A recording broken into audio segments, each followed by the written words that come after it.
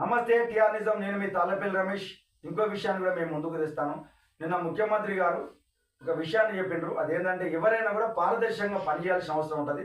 ఎవరైతే మంచిగా పని చేస్తారో వాళ్ళని గుర్తిస్తామని చెప్పేసి అంటారు. మీరు మీ ఇష్టం ఉన్నట్టు పని చేస్తే మాత్రం కుదరదు, నిజంగా చట్టాన్ని లోబడి పనిచేయాలని చెప్పేసి అంటారు. ఒక విషయాన్ని మీకు ముందుకు గుర్తు చేస్తాను సార్. జిహెచ్ఎంసీ పరిధిలో అక్రమ నిర్మాణాలు విపరీతంగా జరుగుతాయి. వీటిపైన దృష్టి పెట్టాలి. దీనివల్ల లాభపడేది అక్కడ కమిషనర్లో, చైర్మన్లో, లేకపోతే టీపీఎస్లో వీళ్ళు లాభపడతారు తప్పితే నిజంగా ప్రభుత్వానికి ఆదాయ మార్గాలు వస్తలేవు. నిన్న జర్నలిస్టులతో ధర్నాలు చేశారు సార్ జిహెచ్ఎంసీ ముందు. ఇక మరి సిగ్గు లేకపోతే ఏం చేస్తాం ఈ అధికారులకు? నిజంగా వీళ్ళకి చిత్తశుద్ధి ఉంటే అక్రమ నిర్మాణాలు ఏ విధంగా వస్తూ ఉన్నాయి, దీనికి వాళ్ళకి ఇట్లా వత్తాసు పలుకుతారన్న ఆలోచన చేయకుండా వాళ్ళని అరెస్ట్ చేసిండ్రు. జర్నలిస్ట్ని అరెస్ట్ చేస్తారు. ఇప్పుడు ప్రభుత్వానికి ప్రజలకు వారధిగా పనిచేసే జర్నలిస్టులను అరెస్ట్ చేస్తే దేనికి సంకేతం ఇస్తారంటే మీరు నిజంగా మీకు చిత్తశుద్ధి ఉంటే వాళ్ళు చేసిన దానికి ఒకసారి పరిశీలన చేయండి. ఈ జర్నలిస్టులు ఏవైతే లేవనెత్తినరో జిహెచ్ఎంసీ పరిధిలో అక్రమ నిర్మాణాలు జరుగుతూ ఉన్నాయి.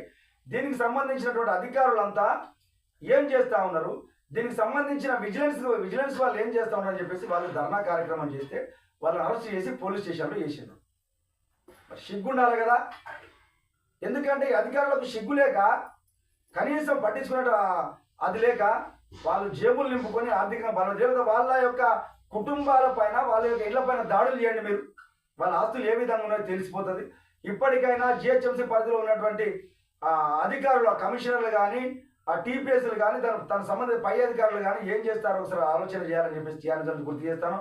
ముఖ్యమంత్రి గారు దీనిపైన కూడా మీరు ఒకసారి దృష్టి పెట్టాలి. ఎందుకంటే హైదరాబాద్లో వచ్చే ఆదాయం వల్ల, రాష్ట్రంలో ఈ జిహెచ్ఎంసీకి వచ్చేటువంటి ఆదాయం వల్ల రాష్ట్రంలో అప్పులు తీరిపోతాయని చెప్పేసి అంటారు. ఈరోజు 1300 కోట్లతోటి జిహెచ్ఎంసీ బడ్జెట్ను కేటాయించారు. ఒక్కసారి మీరు దీని మీద పరిశీలన చేస్తే ఇంకో 1300 కోట్లు ఆదాయం వచ్చేటువంటి ఆస్కారం ఉన్నది.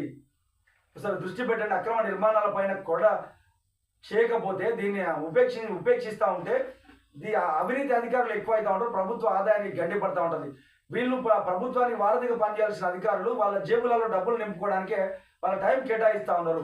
చూడండి, మీరు ఇచ్చే పర్మిషన్లు ఎంత, నిర్మాణాలలో అంత ఆకాశాన్ని అంటే బిల్డింగ్లు నిర్మాణం చేస్తూ ఉంటే ఏం చేస్తానంటూ దీనివల్ల చాలా కాలనీలలో కంప్లైంట్ చేస్తే మేము ఏదో నోటీసులు ఇచ్చామని చెప్పి చేతులు దులుపుకుంటారు తప్ప నిజంగా వాటిని ఎందుకు కూల్చలేకపోతా ఉన్నారో చూడాలి. మన సర్కిల్ 20 పరిధి మనకు అందుబాటులో కనబడుతుంది. సర్కిల్ 20 పరిధిలో సుదర్శన్ నగర్లో ఆకాశాన్ని అంటే బిల్డింగులు కనబడతాయి. మీకు కళ్ళ ముందు కనబడతలేదా? JP colony